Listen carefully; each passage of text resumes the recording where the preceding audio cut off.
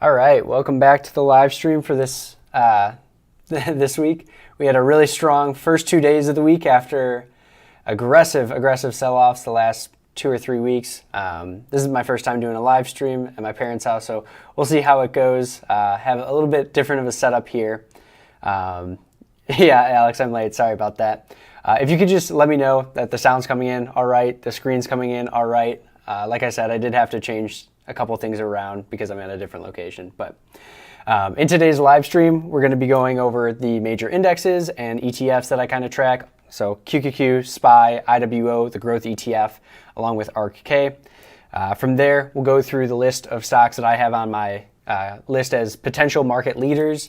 That list has been changing pretty drastically as we do see some stocks fall off, some stocks really perk up. Ccrn was added to the list after yesterday's breakout, so that's one. This list is ever changing and kind of just keeps a pulse on the market. Obviously, if we're going to be putting on risk in the market, we want to be putting it in stocks in strong uptrends, stocks with relative strength lines in an uptrend. So if we're going to outperform the market, we got to do so by buying stocks that outperform the market. So got about 12 stocks in that group, so we'll just kind of do a touch base on all of those. And then I've got about six or seven stocks that I'm watching on the long side, 6 or 7, actually 5 stocks on the short side that I'm going to be watching. Given that we had a great first 2 days of this market rally, but again, it is just 2 days, so we want to see things continue to improve and because we had such a steep move right off the lows, some consolidation, price, and volume in the indexes, while other setups form would be really nice. So this live stream is sponsored by MarketSmith, which is the trading research platform that we're going to be using to break down each of the setups, all the indexes, all that good stuff. So if you like what you see and want to give MarketSmith a try yourself, there's a link in the description below. So we're just going to roll right into it. Also, I forgot to mention this, after we get done with the Watchlist stocks that I'm going to be kind of monitoring in the second half of the week, I'll be going to the chat, which I can see the chat right here. So if you guys have any trading questions, any chart requests, anything like that, drop it in the comment section and I'll get to as much as I can. Probably stick to around 45 minutes to an hour today. So first, let's take a look at the indexes and the ETFs. So first one, SPY. You can see we put in a new low on Friday. We did undercut this 362.17 level that was put in June 17th. We had this awesome rally up to the 200-day moving average. Then the Fed came out. What day was it? This day, on the 26th. We're going to keep raising rates. Your stocks are going to be in a lot of pain, and we had a lot of pain. Quick rally back over those moving averages, and then more pain. Very steep. If we go to a weekly chart, you can see how drastic the last 3 week sell-offs were, where we closed right at the low of the day, or low of the week, low of the week, low of the week last week. And now we are getting a little bit of an oversold bounce and some short covering rally here. So really nice move. Yesterday, closing up, let's see, 2.6%, still under the 8-day EMA. And then today we had a secondary push up 3.04%, back through the 8-day EMA, closing right at the high of the day, but still under the 21 EMA. So while the action of the last 2 days have been very great, it is just 2 days. We're still under declining 21, 50, 200-day simple moving average. Is this the start of something? It's the start of at least a short covering rally, and I'm always shocked at how quickly the charts of the true market leaders can fix themselves the second that the indexes find their footing. But having some time for the charts to fix themselves and then also set up low risk entry points are two separate things. So the people making the most money these last 2 days are people that have been buying the dip, buying the dip, buying the dip, and then eventually, as they're out of capital to buy the dip, we do get this oversold rally and short covering rally. And those are the people that really made the most money these last 2 days. That does not fit my trading strategy. I'm not trying to nail the bottom and then play this mean reversion game. So for me, I'm looking for kind of a bounce and for some market leaders to really show their strength and then some consolidation here. So while we had 2% up 3%, I would love to see just like a couple days of price tightening action, and then a follow-through day, either Thursday or Friday, because a follow-through day, we're looking on day 4 of a potential rally where the indexes are up 1.5% or more on more volume than the previous day. We're on day 1, day 2. Tomorrow will be day 3. Thursday will be day 4. So at the very earliest for a follow-through day, we're looking at Thursday. That's SPY. Next we have QQQ. This one is a little bit weaker. Like today it was up 3.1%, a little bit weaker than SPY, which is closer to its 21 EMA. Another index that did undercut the lows from June just by a couple points here. And then we had that short covering rally today.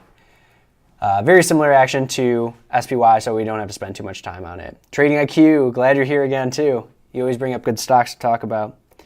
Next we have IWO. This is the growth ETF IWO, the growth ETF for the Russell's 2000. So this is an ETF that I really focus on because it typically trades more in line with my expectations of trading growth stocks.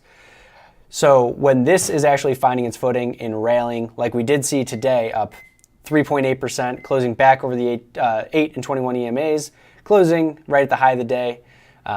This shows me that the stocks that I typically trade are probably outperforming. Where if you look at the major indexes, S&P 500, NASDAQ, or QQQs, whatever, that could be heavily weighted by what the mega cap stocks, Tesla, Apple, Meta, I guess a little bit now. They've been kind of brutalized, but if you look at S&P 500 and NASDAQ, a lot of that is going to be weighted towards what the mega cap stocks do.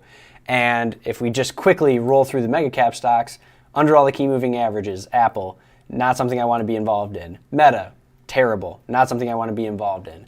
Google, under all the key moving averages, I guess back over the 8-day, but still not something that I'm going to get asymmetrical risk reward with my trading style. So not something I want to be involved in. So you want to also kind of find a way to keep your pulse or keep a pulse on the market that fits your trading strategy the best. And maybe this isn't your trading, maybe my style isn't exactly what you're looking for, and that's fine. There's different ways to make money in the market, but I've noticed kind of tracking this IWO, this is what Leif Sereda, one of the takeaways I learned from trading with Leif Sereda is use IWO as kind of a measure for growth stocks. In the same ballpark is ARKK. This is usually like, I usually think, okay, IWO doing well, those are the stocks that I typically trade.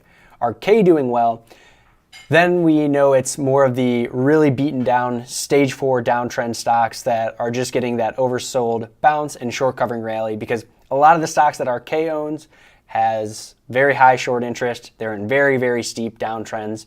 So if they're up 7% like they were today, I know at least because this is outperforming IWO and QQQ, all that stuff, a lot of the move today was with the garbage stocks coming off the bottom, not so much the true market leaders really setting up and breaking out. So it is nice, like obviously it's a better trading environment when trading the long side if all of these indexes are above key moving averages and all those moving averages are in an uptrend.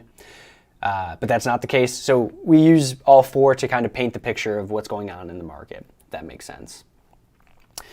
So those are the four indexes that I keep a pulse on. Next, we're going to roll through the potential market leaders.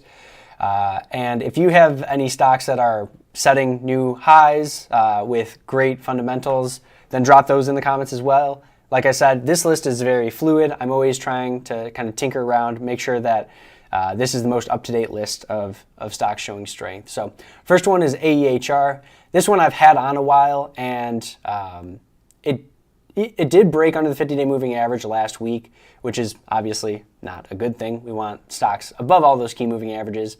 But this type of volume that came into the name as we broke over the 8/21 50-day moving average, this is an awesome launch pad setup, similar to Sgml that we're going to talk about a little bit later. But remind me in the comments, say, Nick, what's a launch pad setup? And then we'll get back to that. But lots of volume coming in on the breakout. We pulled back into $10. That held. Another launch, not a launchpad setup here, but just another launch from $10 nearly up to $20 for another 100% gain. And then from here, you have to think, okay, what's your expectations of the trade? From $7 to nearly $20, almost a 300 or 200% gain.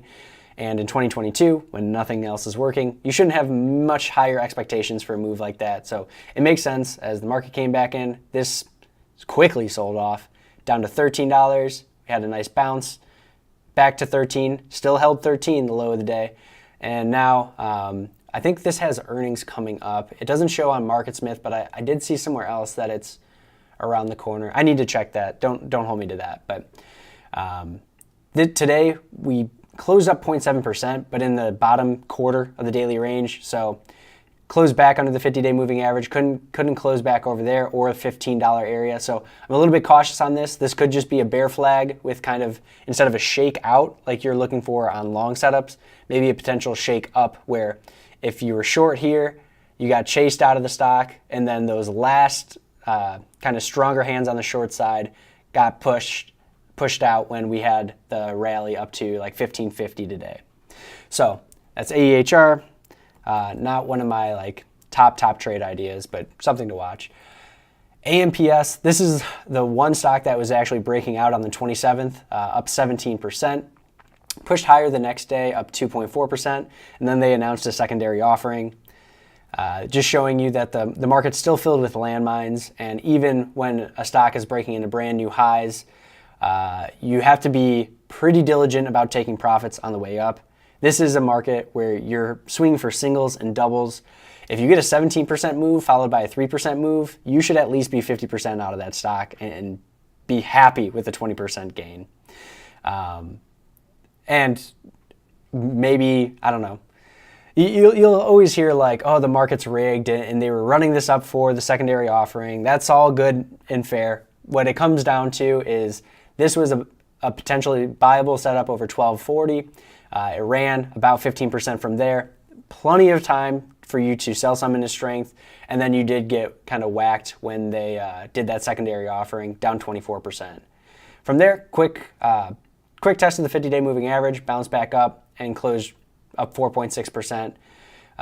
This says utility electric power as the group, but it is basically a solar stock. And as we know, ENPH for solar, that we'll cover in a little bit. Solar stocks are still the number one strongest group in the market.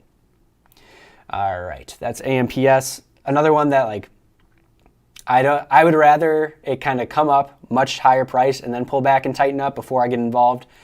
I kind of want like I don't know. I want the pattern to firm up before I try to get involved in this name, especially after a secondary offering and a quick 23% drop there. There's definitely some people who bought up here, didn't sell anything into strength, and then as we get up to that price, are probably going to create more selling pressure to the downside. So got to be a little bit careful. Next, we have a new entrance to the leadership group is Ccrn. This is a stock that I put on my breakout watchlist video. I posted that on my YouTube channel on Sunday. It's something that I do every Sunday. So if you're looking for potential setups coming into every week, make sure you subscribe and look at that. This one, the only downside to this setup was really the group strength. Commercial service staffing, 129 out of 197, C- group strength rating, one yellow flag. Outside of that, let's take a look at it. Earnings per share rating, 99, strongest MarketSmith gives. Accumulation distribution rating, do the up days come on heavier volume days and the low or the pullback days come on lower volume? A- rating on that, that's awesome. 98 overall composite rating, 98 individual relative strength rating, very, very strong fundamentals, earnings up basically 200% year over year, sales up over 100% year over year. This is a traveling nurse stock, but beautiful, beautiful pattern here and really a VCP setup that you should study. So this base is also kind of a yellow flag. We went from 30 down to 15, so about a 50%, MarketSmith tells us that. It's a cup with that 50% depth, length of 141 days. From there, we run up to 30-50. And a good example of when your base is larger than 30%, you should expect kind of a more secondary cup before you want to get aggressive on the long side, unless you're just swing trading, selling into strength right away. And that's exactly what we get, because again, with this overhead supply, you do get a run up, but then the second things start working to the other side, people are rushing to take profits. And you see that with this big distribution candle, down 17% in one day. And then we kind of bear flag out a little bit, and then another distribution candle down 15%. And that just goes to show you that 50% base depth, too deep for you to expect much, much more after that rally. From there, we will go from 30 to 20. That's a 33% decline. Run it back up to 30. Even that's a little bit aggressive, and you do get a couple distribution days, along with the market selling off aggressively. So from 30 down to the 50-day moving average, 26. I think that was around a 13, 14% pullback. I calculated it for a TikTok video. I forget what it was. And then we do get a pullback day on Friday, down 2.8%. Ideally, like, we would have had one more day, like an inside candle on Monday, that would have really set up a lower risk entry point and allowed our stop loss to be under the 21 EMA. If you just bought with a break over Friday's high, 29.59, and then a stop loss under the low, 28.25, that's a little wide, especially in a bear market where, again, we're going for singles and doubles. It's awesome that this broke out up 12% one day, 5.6% the next day. But this is the one of the few stocks breaking into all-time highs. So we have to think about trading in probabilities, not absolutes, not okay, if I nail this trade, I can post it on Twitter. You could always post the chart on Twitter and just say, hey, this is a good chart to study, which is what I did. But I didn't take this trade because there wasn't that low risk entry point that I was looking for.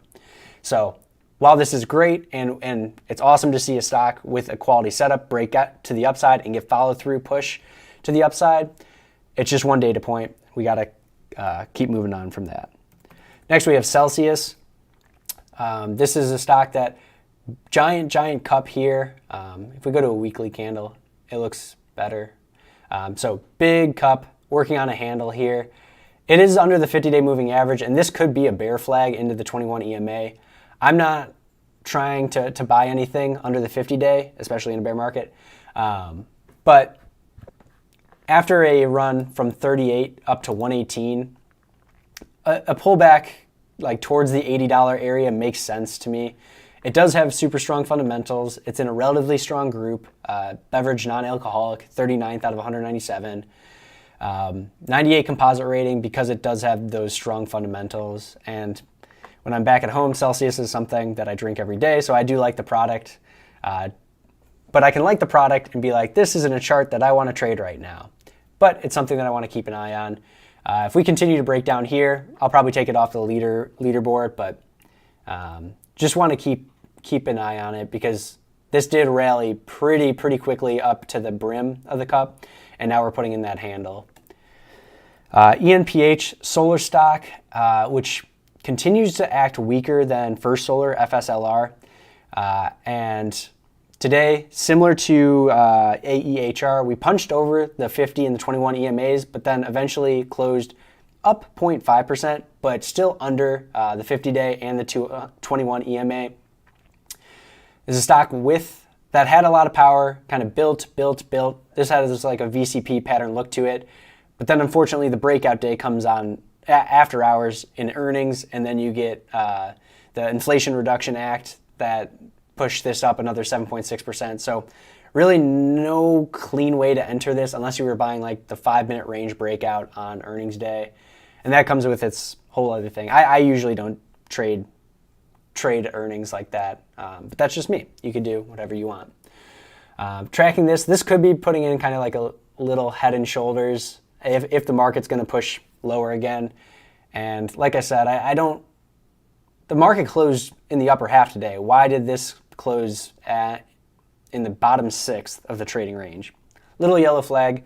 I don't have a position in this, and that's fine. I do have a position in First Solar, so full disclosure. It's not massive by any means. It was a 12% position coming into today. I bought it yesterday, and then I sold half into strength right at like 145. So again, is this going to really move the needle for my account? Not really. 12% down to 6% after I think it was a 7% gain that I took it for. Because again, like going back to QQQs, we're only day 2 coming off the lows here. We haven't even tested the 21 EMA. There is a lot of reasons to be careful. So when I can get a winner to come out a little bit, I'll sell some into strength and then keep my stop loss where it's at, just under the low from Friday. But out of the 2 solar stocks, ENPH and First Solar, this one's acting much better, obviously. It's putting in an all-time high today, while the market's just day 2 off the lows. HLIT, this is a newer one to the list as well. I don't really love how it's wedging up here, so I don't have a position in this, but it did kind of, I don't know, it was a pretty wonky pattern, cup handle, but breaking out as the market was selling off, so I don't really want to build a bunch of exposure as the market breadth is decreasing and the market's falling apart, so I never took this trade, didn't take the pullback to the 50-day. And that's fine. You're not going to take every trade. There's reasons to be cautious in the market. We're just here to monitor these stocks, but it is kind of wedging up a little bit. I'd like to see a pullback, kind of shake out, come to the 8-day EMA, and then set up from there. But it is in a strong group. Telecom, cable, 6th out of 197. So we got an A+ group strength rating, A+ accumulation distribution, 99 composite, 98 relative strength, and very strong fundamentals to go along with it. And average daily volume around 1 million shares. So one to keep on a watch list. I'm just not going to be chasing it higher here. Next, we have ON Semiconductor. Of all the semiconductor stocks, like I've been watching GFS. We'll cover WLF in a second here. That's really catching my eye. But what was the other one? GFS and PLAB. PLAB ended up breaking down on earnings.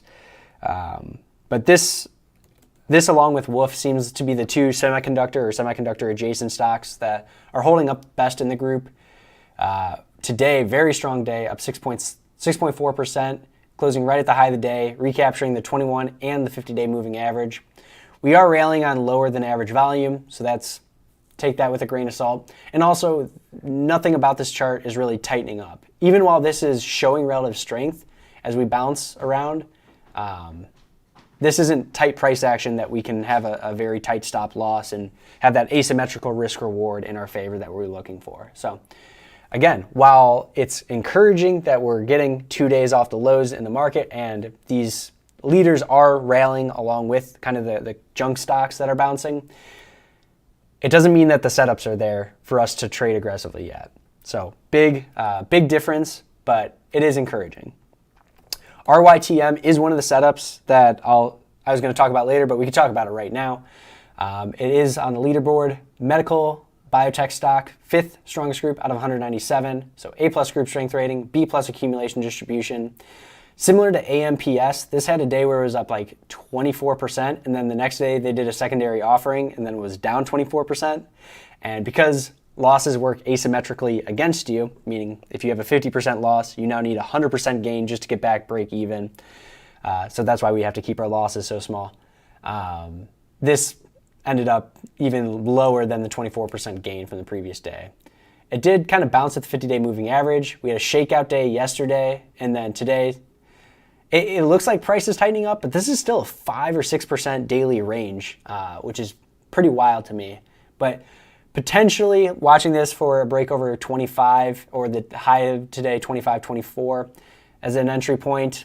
Because this setup is so loose, I'm not going to be putting any size on it at all. More of just a tester position in a strong stock in a leading group to get some feedback in the market.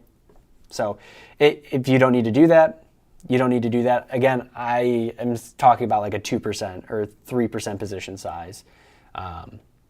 But one to watch for. It's surprising how quickly like it came back after that 24% down day and then sold off with the market a little bit more, but then bounced before the market found its footing there. That's RYTM. Next we have Sgml. This hit a brand new high today. I have this in another account that I don't manage as actively, but metal mining and ores, not very strong, but this is a lithium stock. So if we're doing those like EV plays and alternative energy, and that's what's holding up relatively well now. So that falls in that same broader category. So while it's grouped in metal mining and ores, we take that with a little bit less credibility because it's a lithium stock within that group. So really strong action. This moved up 5.6%. That one day we had up, I think it was like 1.5%. And then the next day the market sold off another 3%. But this did pull back, put in an lower highs, lower lows, and then took off Friday and held the move Friday while the indexes rallied Friday and then reversed midday and closed right at the low. So the fact that the indexes are closing at the lows while this was closing at the high of the day or near the high of the day shows that intraday relative strength. So the second that market pressure gets relieved, you get that basketball underwater analogy where you're holding that basketball underwater. That's the market pressure, the market selling off. And then if you take your hands away, this is Mark Minervini saying, that basketball has no reason not to shoot higher because it's filled with air. And that's exactly what we got here. Up, let's see, what was yesterday? Up 3% yesterday and then up 6.4% today, making a new high. Again, don't want to be chasing it up here, but it's good to see this type of action when more stocks are breaking into new highs versus making new lows, always constructive for the market. Last two, SWAV. This is one that had a big distribution candle on the 22nd, down 9% on above average volume, breaking under the 50-day moving average, pushed lower the second day, and then has rallied pretty sharply back over the 50, the 21, and the 8-day. But this type of action where it falls very quickly and then recovers very quickly doesn't create low risk entry points. So while I'm glad it's up versus down even more, it doesn't give me a low risk entry point. So it's one we're monitoring, but not going to be on a focus list for tomorrow or Wednesday or Thursday, anything like that. And then last one we'll cover is WOLF. This is one that I traded. I bought on this day when it broke over 110, had a really nice gain, sold a majority of it into strength on the way up, and then got hit when it broke back under 120 on the 22nd. If you remember, the 22nd was the day where all of those market leaders were just getting demolished. ENPH for solar, Wolf, Celsius got hit hard that day. So this was like the day that the few stocks in the market holding up. When people have losses all across their portfolio, they're eventually going to sell their leaders to pay for their losers, and that's what we got on the 22nd. What I like is it found support at the 50-day moving average and had this kind of like 3-day consolidation area. And I was looking for this again for a break over 110, but today we gapped up. I think the indexes were opened around up 2%. I'm not chasing anything like that in a bull market or bear market, excuse me. But I really like the action today. Up 9%, closing at the high of the day. We're over all the key moving averages. Now we just need to be patient and let this form a low risk entry point along the way. And that comes with like the longer we go on in this bear market, the more time the leaders have to prove themselves. And you're going to have days where eventually the leaders kind of crack to the downside, but the real market leaders are going to be the ones that come back up, and then as the market pulls back again for whatever, the 40th time this year, we're going to see some consolidation versus a clean break to the downside. And those are the setups that we really want to monitor. All right, so those are the potential market leaders. Let me just scroll through these comments, see if I have any questions on that. Yeah, the volume on IWO is great. It's not a super like well-known ETF or frequently traded ETF. Average daily volume is only 600,000 shares. Today was only 1.2 million. So I use it more for the price action, not the volume action. But obviously that is like more constructive than lower volume on the move. Well, RK, bucket of garbage stocks. Funny how things have changed. Yeah, I mean, going back to RK really quick, you go to a weekly chart. This has all the stages that Stan Weinstein talks about in stage analysis. We have stage 4 downtrend as the market just cracked with COVID. And then very quickly, ran up, and then started its stage 2 uptrend above a 10 and 30 week, or this is the 40 week, but 10 and 40 week moving averages. Nice, clean, just running along. Couple times it came under the 10 week, but only closed under it once. This entire run. That's wild. But eventually February, late February, early March, had that growth sell-off and really never recovered then. Just put in their stage 3 topping process. And once we cracked, this was just an ETF of stage 4 downtrends. So an ETF of stocks that you want to avoid or short on the downside. And I definitely made some decent money shorting ARK-K this year. All right, let's go.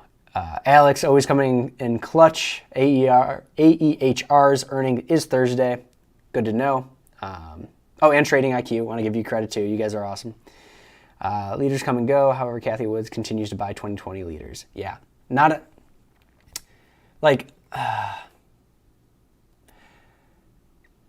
I'm not going to cover it. Like we've covered it enough. Don't buy stocks in stage 4 downtrends. If you want the largest returns in the next bull market, you're going to be buying the new leadership stocks. And those are the stocks that aren't down the most, but are down the least, that hedge funds, institutional investors, everyone, no matter how bad the bear market gets, they are refusing to sell those stocks. Those are the stocks that are most likely to lead in the next bull market.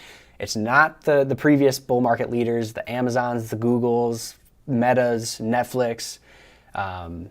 Not likely to be the leaders in the next cycle. They can perform as the market performs, or maybe outperform the market by a little bit, but they're not going to give you those 1,000% returns that the next crop of stocks that we're barely hearing about, we're just starting to learn their tickers now, are more likely going to be the leaders in the next one. Cross-country healthcare, yeah. I'm going to a cross-country meet tomorrow, which I'm really excited for at my old high school. But this is for traveling nurses, not cross-country runners. ON and VLD, okay, we'll cover some of those.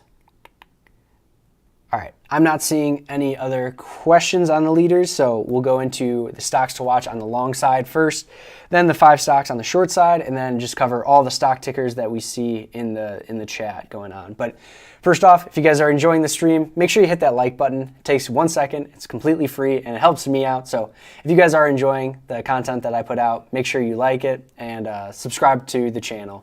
That just helps YouTube push this out to more traders that are still buying stocks in stage 4 downtrends. So if Kathy's watching, then she can learn something. All right, KRTX. This is a biotech stock. Again, biotech's 5th strongest group in the market, A+ group strength rating. Really, this is much more of a technical setup, and many biotech stocks are technical setups and tend to act on their own accord, even in a bear market. So whenever you see like an aggressive sell-off in the market, there's always going to be like 5 or 6 biotech stocks setting up. But we're actually seeing like the ETF outperform before the market found its footing. It had a nice day, up 5.1%. This is XBI, the ETF for biotechs, up 5% as we found that plus 1% day in the market, or 1.5% day in the market last week. And then we pulled back, but not much as the market sold off aggressively. And as that market pressure relieved, one of the leading sectors, biotech, pushed higher, and that's where we want to keep our focus at. So KRTX, as an individual stock, had this really strong move. It was up 71% one day, 13% the next, 6, what was the last one? Something like that. So from 125 up to 278, a little bit over 100% gain. And then I think this is a 22% pullback. Does it say on here? Let's see, consolidation. Yeah, 22% pullback into the 50-day moving average. We did have one day where we undercut the 50-day, but we closed above it, so showing some buying support. And this actually could have been bought today just with a break over the 21 EMA, because the last 2 days we saw a rally up to that moving average, but then sellers stepped in both days. Today we shot through that. I think it actually did come back in the middle part of the day. Let me just check the 1-minute chart. Let's check 5-minute chart. Yeah, so we did kind of come up to the 21, pull back, and then eventually close above. So this is one where, like, if we open lower, like say the market gaps down tomorrow, and then we come back through that 135 area, something to watch there. Very much a technical setup, and it could, and what I really want from this is it kind of rallies up to 245 and then pulls back again and really shapes out the right side of this pullback a little bit better, because yes, this could be like classified as a high type flag, but it's already been trading down and sideways a little bit for 36 days. That's a little bit long for high type flags, more of a rocket base, which is like Leif Serrata's coin term. So I want to give him credit on that, but one to watch for. It is trading thinner. So if you have volume requirements, this is only at around 600,000 shares traded a day. Next is PCTY. This was also on the breakout watch list coming into the week. We had kind of a gap down and then closed right at the high of the day, but within that 8/21 50-day moving average yesterday. Then we gapped up today and was up 3.5%. This is one where I want this to build like a day or two right around 250 and then create another pivot. I didn't buy the gap up because I don't buy any gap ups in bear markets. I just think it's more risk than it's worth, but you can kind of see how this is setting up with the downtrend line coming through here. It's not perfectly drawn, not important. We're just looking for consolidation here, and we are getting that higher low, higher low, higher low. We'll give it a couple days to tighten up. If it just goes without us, just goes without us. But Computer Software Enterprises is starting to work up a little bit. 77th strongest group now. This has 98 earnings per share rating. C plus accumulation distribution, not the strongest, but strong fundamentals. Relative strength rating, 94. On a weekly chart, you can see we're putting in that kind of cup and handle. We didn't chase the cup all the way to the previous highs around 300, but relative strength hitting a new high, which is always a good thing to see. It's PCTY. We covered RYTM, but again, not a large position size because this is still about 5 or 6% average daily fluctuation, so not something to size up. All right. Who's going to tell me the phrase that I should remember to talk about? It's the launchpad setup. So this is something that I've learned from Ross Haber at Trader Lion, but the launchpad, you're looking for the 8 to 21 EMAs and the 50-day moving average to be trading within around like 1 to 2% of each other. The tighter, the better. And for price to be trading above those moving averages. So all those moving averages are just starting to curl up to the upside. And that's exactly what's happening here with SG. This is an IPO, so even though this does have some overhead supply, it's on much lighter volume, and a lot of this was dumped. You see the heavy volume as it sold off. So even though there is overhead supply, we can acknowledge that, and we're under the 200-day moving average. It's not a perfect setup, but this type of action allows us to manage risk relatively tightly. Now, we did gap up today and close the day up 5.2%. So didn't really give us a low risk entry point. If we would have just opened normal or within the range and then broken out, I was locked in on this one.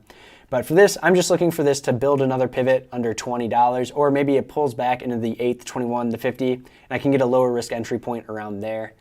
SG is in retail restaurants, 36 out of 197, so A- group strength rating, B- accumulation distribution, and relative strength rating is now starting to put in an uptrend at 69 right now. Not the strongest, obviously, but that launchpad setup is something to look at. There was another launchpad setup that worked super well earlier on in the year, and I forget which one it was. Was it I'll come back to that in a second. It was a semiconductor name. Anyway, next we have TTD. This is kind of a similar idea where we had this big move up, 36% on 550% the volume, average volume of the last 50 days, closed high in the range, but because it was in a weaker group and because the market was topping right around that time, it really didn't have any time to push even higher. So as the market sold off, this sold off as well, all the way down to 59 at first, little market pressure relieved. We rallied. So it's good to see stocks that do rally as that market pressure gets relieved. And then even though they sell off as market pressure comes back. Now, we were starting to tighten up under the 200-day moving average once, twice, 3 times, got rejected right at that moving average. So we were watching that. And of course, we gap up today, which completely ruins the entry.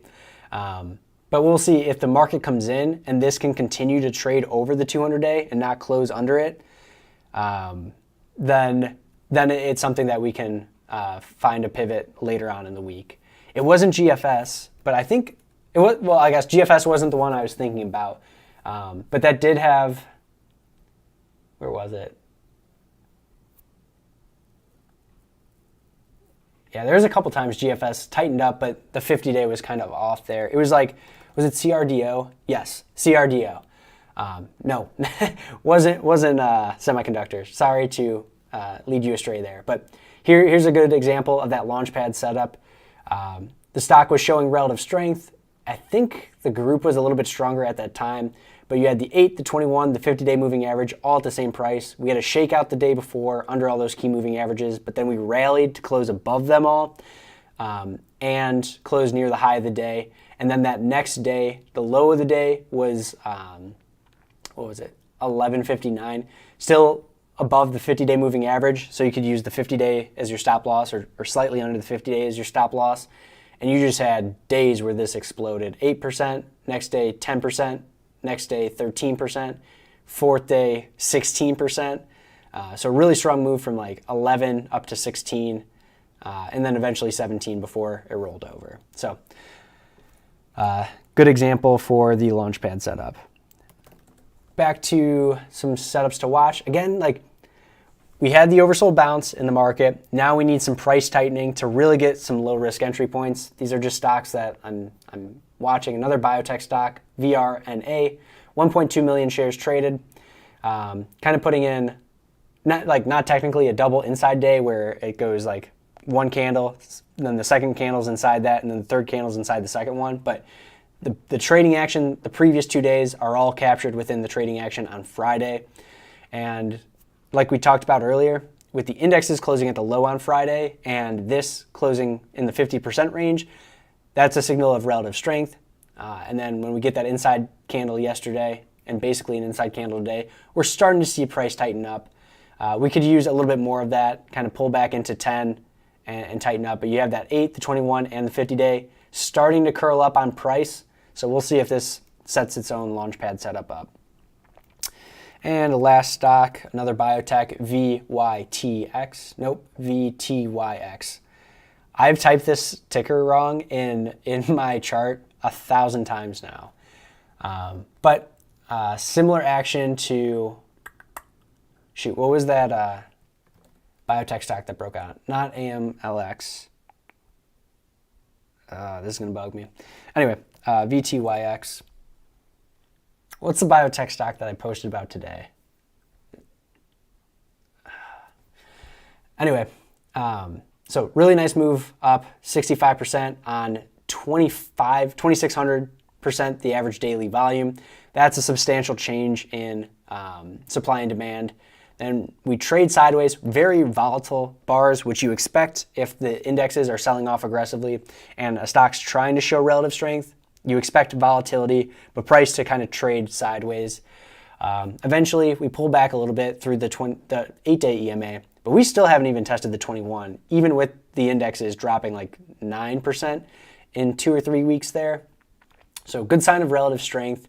We do have a couple heavy volume days, heavier than average volume days on down days, which isn't ideal and kind of signals that we need a little bit more time for this setup.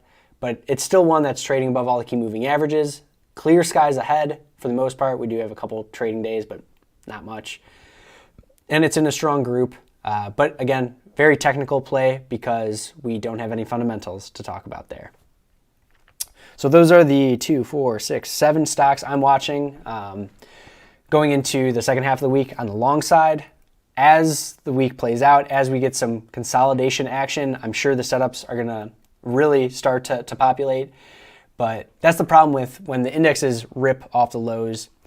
Like the people making the money, like we talked about earlier, are the people that were buying the dip, losing money, left and right, and then had a really nice 2 days that paid for a bunch of their losses. And if you study how to buy oversold conditions, if that's your strategy and you base all your studying off that, then I'm sure there's a way to have an edge in the market. That's not my strategy, so that's not what I tend to do. That's not what I tend to study. So this is a period, the previous 2 days, where I just don't make a lot of money, and that's fine. You don't have to kill it every day, because I was also on the sidelines just letting the market drop down without me in there. So find one edge, get super good at that edge, and then forget what you're seeing on social media, because there's 1,000 strategies and there's 1,000 opportunities going long, short, any single name in the market. Someone's always going to be making money, and they're always going to be posting on social media about it.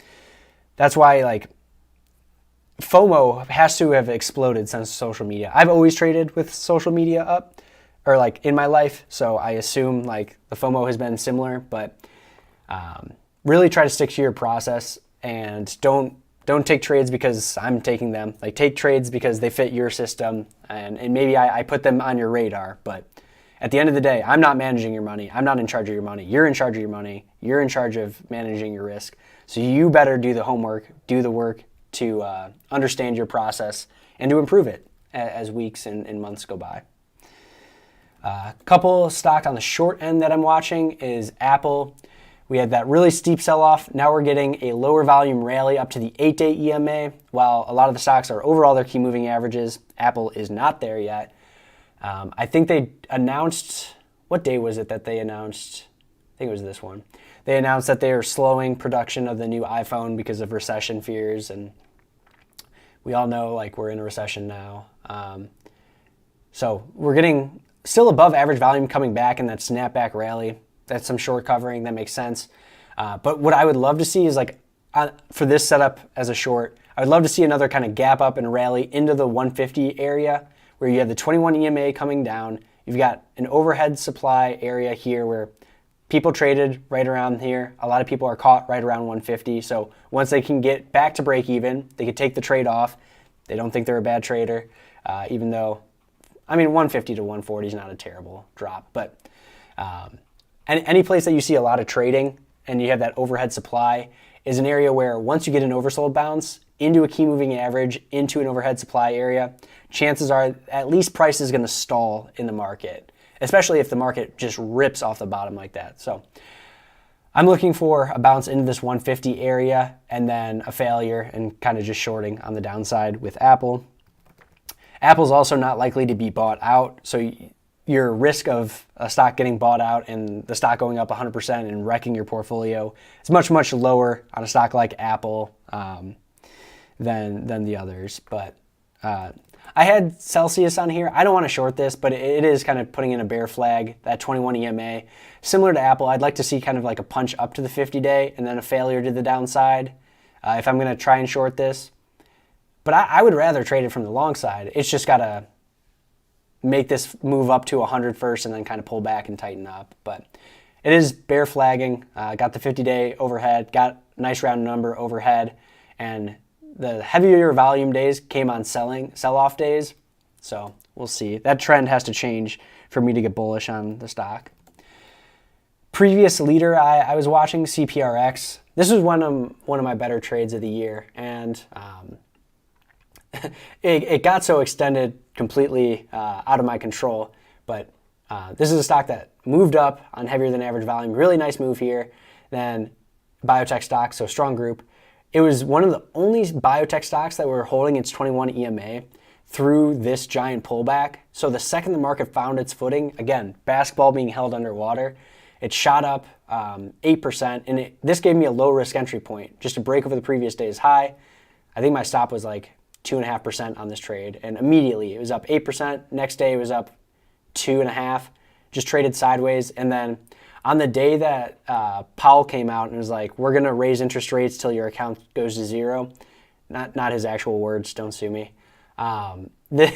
This was announced that it was joining the S&P 600 small cap ETF, and it was up like 14% or something, and I just sold at $17 for a much, much larger than average gain there. And I thought I sold and it would just continue ripping, but I just had to stick to my plan of selling into multiples of my average gain and just turn that edge over. And eventually, I mean, we closed near the low of the day that day, collapsed down to the 50-day, pushed even below that. So from $17 where my last piece was sold, I did sell some into strength up here. So I'm not saying I killed this trade, but it was one of my better trades, selling the last piece into strength up at $17. From there, 17 down to 11. Very, very steep. Now we're just kind of railing back up through those moving averages, scaring out the rest of the shorts.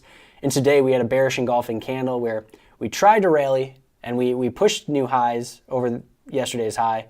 And then we collapsed down 3%, closed at the low of the day, back under the 8, the 21, the 50-day moving average. So looking for a break under today's low. But biotech stock, I don't want to short this overnight. So if I do short this, it's going to be an intraday trade. And just a day trade, because where Apple is not likely to be acquired because of how large it is, biotech stocks can run up 100% just randomly on news. So I don't want to put a large position size on, and I don't want to be holding much overnight. Meta is another mega cap stock that I am looking to short. Super, super weak rally these past 2 days. Let's see, yesterday up 2%, today up only 1.2%, while the NASDAQ was up like 5.5 or 6% these last 2 days. And if we go to a weekly chart, stage 4 downtrend. I'm surprised Arcade doesn't own this stock. Just under the 10-week moving average, well under the 40-week moving average. All the heavier volume weeks come on down weeks, except for, I think this was like an earnings call. But just a garbage stock that's not showing any strength. It's got a bunch of overhead supply, and unlike Ccrns that had that overhead supply, but the Ccrns average is 1.7 million shares traded a day, we're looking at billions of shares, maybe not billions, yeah, probably about a billion shares traded right like with this overhead supply. So any rally, I would love for this to rally up to 150, similar to Apple, and then kind of break to the downside, but up 1.2% while the Qs were up 3.1% today. I have a hard time believing that this is even going to get to 150, but we'll see. Then last, SBLK, shipping stocks, one of the worst groups in the market. Zim is in that same category. Was a great stock in the early part of 2021, just terrible now with shipping rates drying up. Good for inflation, bad for shipping stocks. All right. Let's go through the stocks. OKE, yeah, this is one that I've been watching. Or no, not one that I've been watching. Oil and gas pipelines, third strongest group out of 197, but this is under the 50 and the 200-day. Nice move today, but this doesn't fit my trading strategy, like coming off the lows buying. Maybe if it's yours and there's a way to make money, I'm sure of it. But this isn't a setup that I'm looking to trade, especially now there's not really a low risk entry point. Like we had some consolidation down here where you could keep your stop under 50.99. So not right group, but price actions all over the place there. KMPH. Weaker group. I like the price action, relative strength 91. Volume is a little light for me. 221,000 shares traded today, especially in a bear market. Like, people need to get out of this stock. There's not enough liquidity where I'm going to be able to get out at the price that I want to get out, and that scares me because I'm playing this market for singles and doubles and not home runs. So if I risk another 3% of just slippage on the trade, then my risk reward is not in my favor for making money over time. So I like that it's coming up here. Maybe one to watch.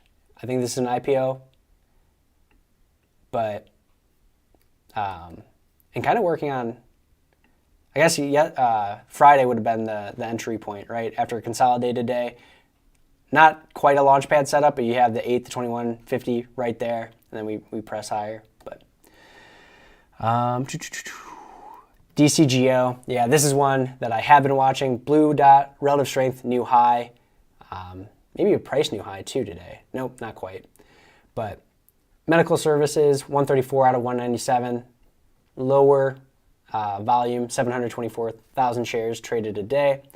Really nice action, but I don't want to be buying like very clear pivots. If MarketSmith can like automatically say, hey, this is a pivot, that's not an area that I want to be buying in a bear market where people are using these heavily liquid pivots to sell into for the most part. So I'm glad that we closed over that area, but if you're taking this trade 1,000 times in the stocks and you're taking similar trades like this in different groups, all that stuff, you don't want to be buying and starting your risk up here, well extended from all the key moving averages in a very liquid zone when we're still in a bear market and chances are people are going to use that liquidity to sell into. So it's great that that move worked and we were up 8.6% today, closed above that pivot, but I don't want to be buying at 1066. I want to be buying like with a break over yesterday's high, but we didn't get that because we gapped up, so it's a no trade for me.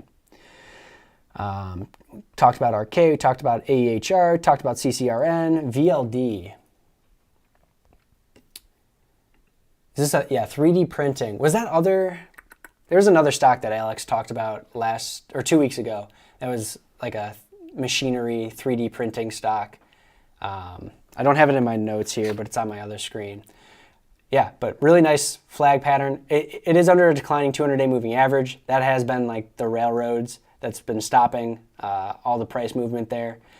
And I also don't love to trade stocks under $5, so probably not going to get any capital from me, but I mean, I'm sure there's a way to trade it.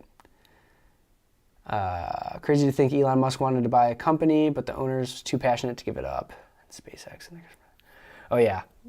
So if you guys didn't hear, Twitter, Elon said he's going to buy it for $54.20, like the official price. So up 22% today. Tesla was up like 7% or 4%. No, sorry. Was up, I think like 6% at one point today, and then ended the day down, or up 3%. I cannot talk.